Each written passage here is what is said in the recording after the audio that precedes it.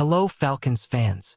If you want to stay up to date with all the news, updates and news about our team, you're in the right place. Don't forget to subscribe to the channel and activate the bell so you don't miss any details.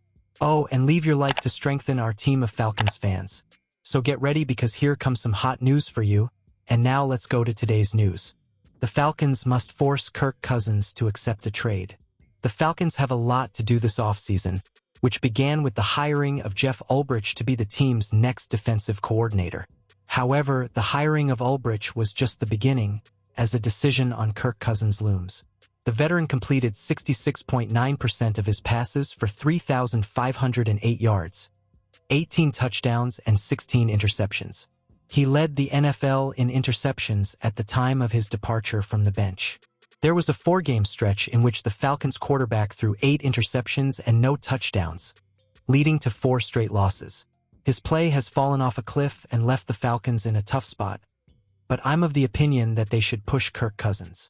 The Falcons organization is filled with good guys from top to bottom. It's a warm and welcoming place to work, I'm sure, but it's time for a change of pace. Here's what the conversation with Kirk Cousins might go like.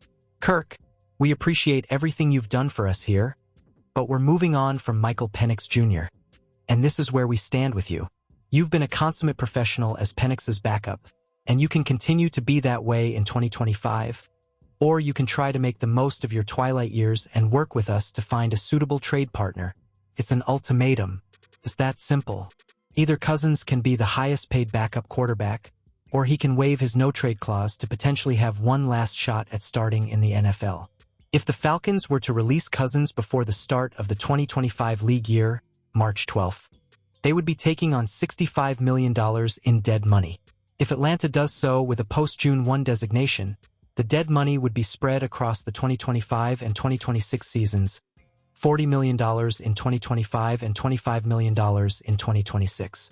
If the club were to trade him, the team would be on the hook for $37.5 million, while his fully guaranteed base salary of $27.5 million would have to be inherited by his new team. Of course, the team that acquired Cousins could force the Falcons to eat some of that $27.5 million in the trade. The Falcons anticipated allocating that money to the quarterback position last offseason when they initially signed Cousins and drafted Penix. The ideal scenario was for Cousins to play at a high level for 2 seasons. But while the setup is different, the cap allocation is the same. It's a small risk for a potentially much bigger reward. Kirk Cousins has a $10 million roster bonus that becomes fully guaranteed on March 17th. By taking him, the Falcons would be banking on being able to convince the veteran to waive his no-trade clause to start elsewhere. Mel Kiper has Atlanta Falcons picking high-risk defender in first mock draft.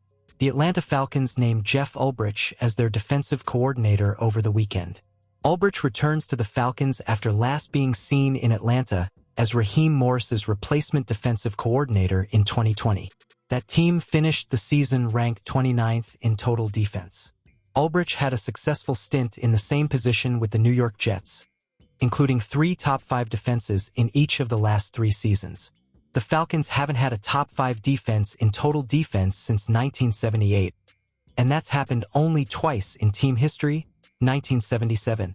The Falcons drafted defensive linemen of the future in 2024, including those who would eventually replace Grady Jarrett and David Onyemata, and of course, they drafted quarterback Michael Penix Jr. to replace Kirk Cousins.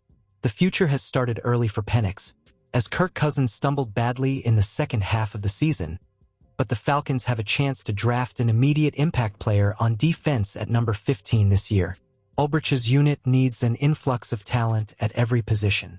Defensive line, linebacker, cornerback, and safety should all be on the table when Atlanta is on the clock in April. One of the Falcons' most popular picks is Texas A&M defensive end Shamar Stewart. The granddaddy of mock drafts, Mel Kiper Jr., released his first mock draft of the season on Wednesday, and he also went with Stewart at number 15. Expect to hear this name a lot more as we get into pre-draft events, Kiper wrote on ESPN+. Stewart still has some development to do, but his athleticism at 6'4" and 270 pounds could put him at the top of the board this spring. Atlanta ranked 31st in sacks, 31, and 27th in pass rush win rate, 34.1%, this season, and hasn't done nearly enough to make up for that weakness. Stewart didn't have a sack count in college, 1.5 in 2024, but he has the potential to break out in the pros. Coming off the bus, Stewart will be one of the top prospects in the draft, and he's expected to test extremely well at the NFL Combine in February. However, he did have 4.5 sacks in his 3 seasons with the Aggies. That level of production, or lack thereof, should set off alarm bells for the Falcons. Atlanta needs an immediate injection of production on defense, and while every prospect is a risk, Stewart seems like a bigger risk than most. To be fair, at 6 feet 4 inches and 275 pounds, Stewart played a lot of the edge for the Aggies. While he was capable of filling that position, his body type dictates that he should be closer to the ball at end or even at defensive tackle, especially in pass rush situations. The questions evaluators will have over the next 3 months will include why he wasn't more productive inside. Can he line up head up over the offensive tackle? Can he handle a double team from a guard? Were the Aggies' defensive tackles so good that Stewart was needed more on the edge? Stewart is scheduled to attend the Reese's Senior Bowl in Mobile, Alabama, next week, and many of those questions will be answered. He'll line up in a controlled environment in one-on-one situations against some of the best defensive tackles in the country. Can he beat them more regularly than he was asked to do in college? Will be in attendance all 3 days and will give special attention to a player with his physical gifts. There's plenty of time to get answers to the questions that make him a big risk at number 15 overall for the Atlanta Falcons. Come April, he may not be a risk at all, or he may find himself much lower on the draft boards.